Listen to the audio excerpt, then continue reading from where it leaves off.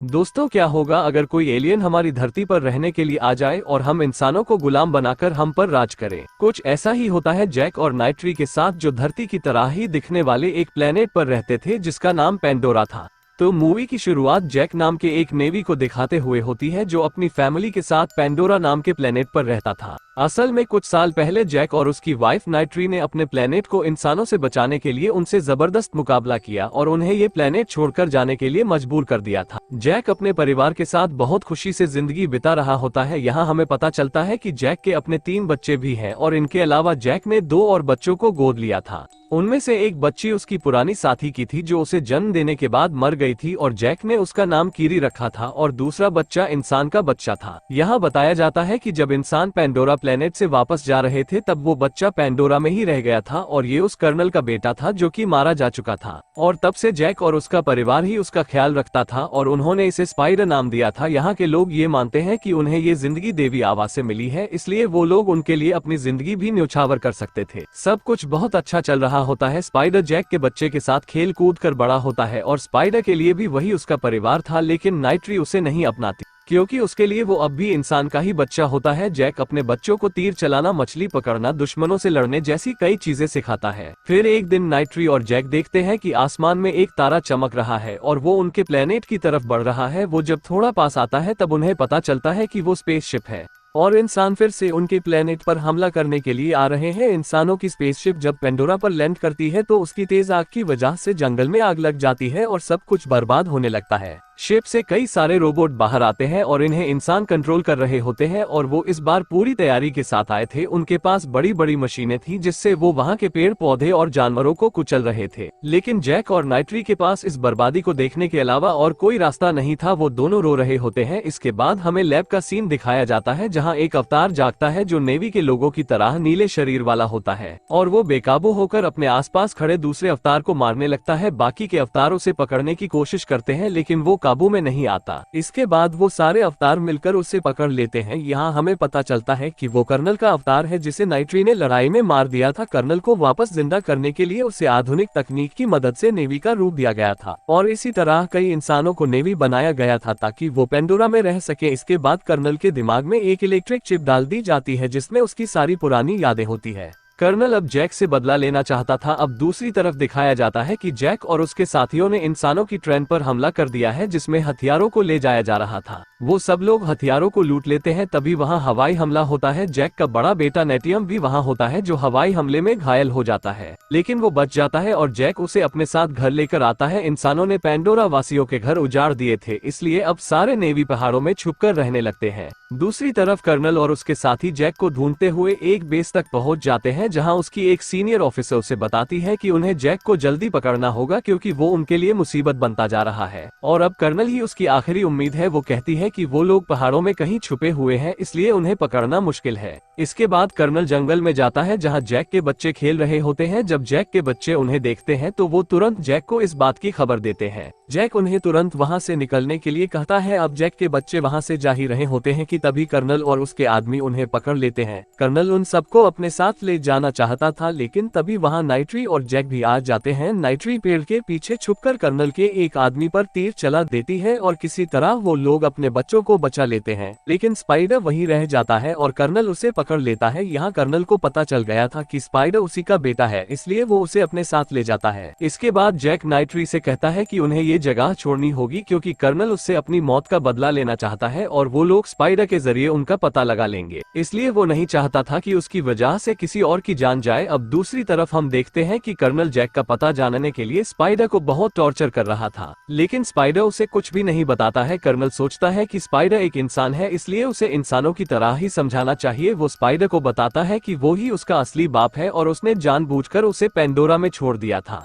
लेकिन अब उसे अपनी गलती का एहसास हो गया है और वो उसे अपने साथ ले जाना चाहता है। अब स्पाइडर उसकी बातों में आ जाता है और जैक का पता बताने के लिए मान जाता है। दूसरी तरफ जैक और उसका परिवार उस जगह छोड़कर जाने लगते हैं और जाने से पहले किसी और को वहां का मुखिया बना देता है। वो लोग अपने उड़ने वाले क्रिएचर इकराम पर बैठकर वहां से निकल जाते हैं। कई सारे आइलैंड पार करने के बाद उन्हें एक ऐसा आइलैंड मिलता है जहाँ के लोग काफी अद्भुत होते हैं। वो लोग जमीन और पानी दोनों जगहों पर बड़ी आसानी से रह सकते हैं। जब वहाँ के लोग जैक और उसके परिवार को देखते हैं तो वो लोग उनकी पतली पूंछ और पतले हाथों का मजाक उड़ाने लगते हैं। तभी वहाँ उन लोगों का मुखिया पानी से निकल कर आता है। तब जैक मुखिया से कहता है कि वो लोग यहाँ रहना चाहते हैं, लेकिन मुखिया कहता है कि वो लोग यहाँ नहीं रह सकते क्योंकि उनका रहन सहन उनसे अलग है। वो लोग पानी में रहते हैं और जैक और उसका परिवार जंगल में रहता है और इसीलिए यहाँ उनका कोई काम नहीं है। अब जैक कहता है कि वो लोग उनके रहन सहन को अपनाने की कोशिश करेंगे और जल्दी ही उनके तौर तरीके भी सीख लेंगे। जैक कहता है कि उसे अपने परिवार को सलामत रखने के लिए यहाँ रहने की इजाजत चाहिए। अब ये सुनकर मुखिया मान जाता है और जैक और उसके परिवार को सब कुछ सिखाने की जिम्मेदारी अपने बच्चों को देता है। इसके बाद मुखिया के बच्चे जैक और उसके परिवार को पानी की सैर कराते हैं और पानी में रहने वाले क्रिएचर की सवारी करना सिखाते हैं। तभी जैक का बेटा क्रिएचर की सवारी करते हुए गिर जाता है और उसे देखकर सब हंसने लगते हैं। उन सबको शुरुआत में काफी परेशानी होती है, लेकिन धीरे धीरे वो लोग सब कुछ सीख जाते हैं। दूसरी तरफ कर्नल से उसकी सीनियर ऑफिसर कहती है कि नेवी के उड़ने वाले क्रिएचर हमेशा उनके स्पेसशिप पर भारी पड़े हैं, इसलिए कर्नल भी अपने लिए एक उड़ने वाला क्रिएचर चुनता है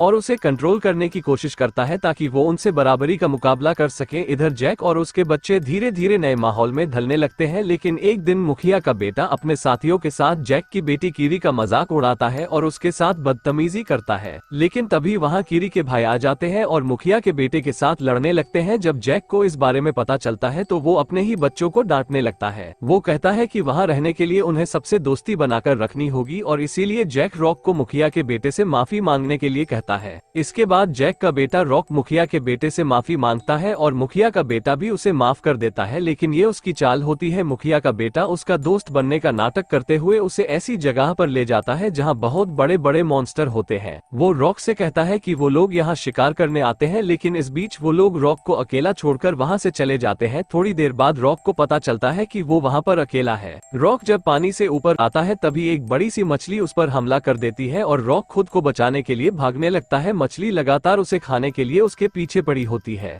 इसलिए वो एक पत्थर के बीच में छुप जाता है। थोड़ी देर बाद रॉक को पानी के अंदर घुटन होने लगती है और वो वहाँ से निकलने की कोशिश करता है, लेकिन तभी वो बड़ी मछली उसकी तरफ तेजी से आती है और जैसे ही वो उसे खाने वाली होती है तभी एक बड़ी सी व्हेल मछली उस मछली पर हमला कर देती है। तब तक रॉक की सांसें खत्म हो जाती है और वो डूबने लगता है। थोड़ी देर बाद जब रॉक की आंख खुलती है तो वो देखता है कि वो व्हेल मछली के ऊपर बैठा हुआ है। रॉक उस व्हेल को उसकी जान बचाने के लिए शुक्रिया कहता है, लेकिन तभी वो देखता है कि व्हेल भी जख्मी हो गई है और उसके फिंग में एक लोहे की हुक फंसी हुई है। रॉक उस हुक को निकालता है और उन दोनों में दोस्ती हो जाती है। इसके बाद बेल उसे उस आइलैंड तक ले जाती है जहाँ जैक और बाकी लोग उसे ढूंढ रहे होते हैं। यहाँ मुखिया को अपने बेटे की करतूत का पता चल जाता है और वो सबके सामने अपने बेटे को सजा देने की बात करता है, लेकिन रॉक कहता है कि उसमें उसकी गलती नहीं है और गहरे पानी में जाने का आइडिया उसी का था। ये सुनकर मुखिया का बेटा शर्मिंदा हो जाता है और सोचता है कि उसने रॉक के साथ धोखा किया और फिर भी वो उसे बचा रहा है। और फिर मुखिया के बेटे और रॉक की सच में दोस्ती हो जाती है। इसके बाद अगले दिन रॉक सबको उस व्हेल मछली के बारे में बताता है और मुखिया की बेटी कहती है कि उस मछली को टुकून कहते हैं, लेकिन जिस मछली ने उसकी जान बचाई है वो पाइकन है, लेकिन उसे उसकी बिरादरी से बाहर कर दिया गया है क्योंकि उसने कई लोगों की जान ली थी। लेकिन रॉक को इस बात पर विश्वास नहीं होता कि वो व्हेल किसी को मार सकती है क्योंकि उसी व्हेल ने उसे बचाया था। रॉक फिर से उस व्हेल से मिलने जाता है और उसके साथ गहरे पानी में खेलने लगता है। दूसरी तरफ कर्नल एक बड़ी मशीन में बैठकर जैक को ढूंढ रहा होता है। जिस मशीन में वो था उस मशीन से वो लोग बड़े बड़े टुकून का शिकार करते थे।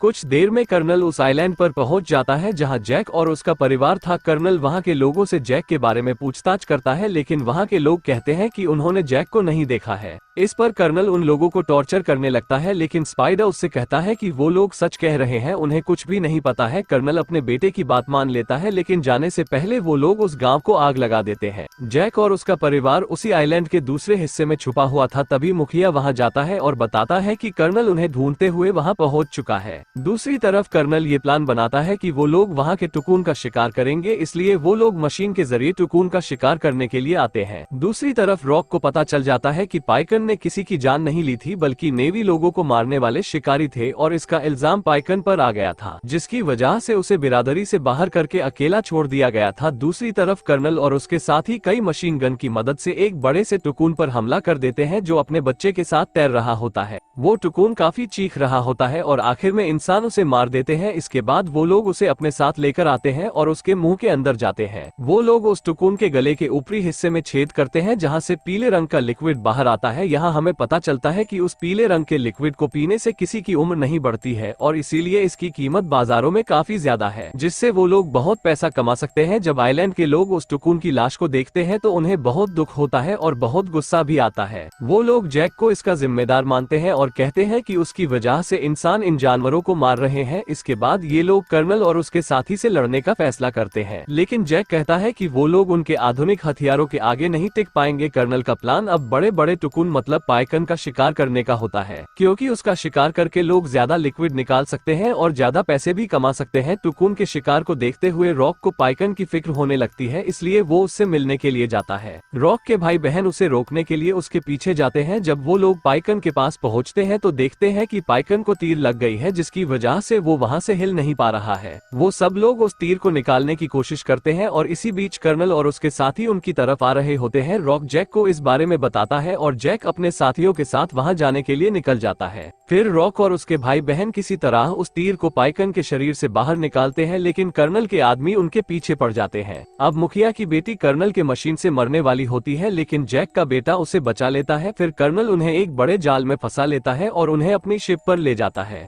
तब तक जैक और उसके साथी भी वहां आ जाते हैं और देखते हैं कि कर्नल ने उसके बच्चों को बांध कर रखा है। कर्नल जैक से कहता है कि अगर वो अपने बच्चों को जिंदा देखना चाहता है तो उसे अकेले ही वहां आना होगा। जैक उसकी बात मान लेता है और अकेले ही वहां जाने लगता है। इसी बीच पाइकन अचानक से पानी से निकलकर कर्नल की शिप में चढ़ जाती है और उसके आदमियों को मारने लगती है। इससे जैक और उसके साथी भी कर्नल पर हमला कर देते हैं। फिर नाइट्री भी वहां अपने उड़ने वाले क्रिएचर इकराम पर बैठकर आ जाती है और उन पर हमला करने लगती है। जैक किसी तरह अपने बच्चों को बचा लेता है, लेकिन जैसे ही वो लोग भागने वाले होते हैं कर्नल जैक की बेटी कीरी और उसकी छोटी बहन को पकड़ लेता है। इसी बीच जैक के बड़े बेटे को गोली लग जाती है और वो मर जाता है। अब नाइट्री अपने बेटे की मौत से काफी टूट जाती है और चिल्ला चिल्ला कर रोने लगती है। इससे जैक और नाइट्री को और भी गुस्सा आ जाता है और वो लोग कीरी और उसकी बहन को बचाने के लिए शिप पर आ जाते हैं। जैक वहां पर ब्लास्ट करता है और नाइट्री इंसानों को बेरहमी से मारने लगती है, लेकिन तभी कर्नल कीरी को पकड़ लेता है और उसकी गर्दन पर चाकू रख देता है। लेकिन तभी नाइट्री भी कर्नल की बेटे स्पाइडर को पकड़ लेती है और उसे मारने की धमकी देती है, जिस वजह से कर्नल को कीरी को छोड़ना पड़ता है। इसके बाद जैक सबको वहां से जाने के लिए कहता है और खुद कर्नल से लड़ता है। दोनों के बीच काफी हाथापाई होती है। इस बीच शिप की हालत भी खराब हो जाती है और वो कभी भी पलट सकती थी, इसलिए सब लोग वहां से भाग जाते हैं। दूसरी तरफ जैक कर्नल की गर्दन को पकड़ लेता है, जिससे उसका दम घुटने लगता है और कर्नल वहीं डूब जाता है। इसके बाद जैक भी वहां से निकलने का रास्ता ढूंढने लगता है,